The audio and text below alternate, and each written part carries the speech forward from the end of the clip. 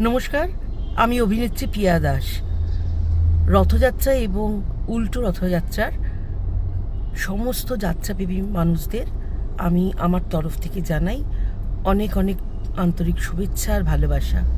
এবছরের আমার যাত্রাপালা তুলসী তলায় গায়ের বধূ।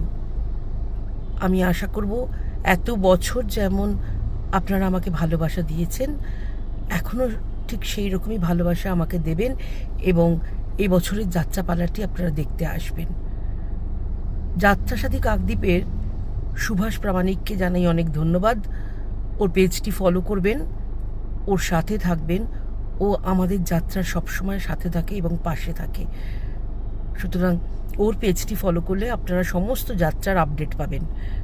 ধন্যবাদ সুভাষ প্রামাণিককে এবং সকল যাত্রামতী মানুষদের।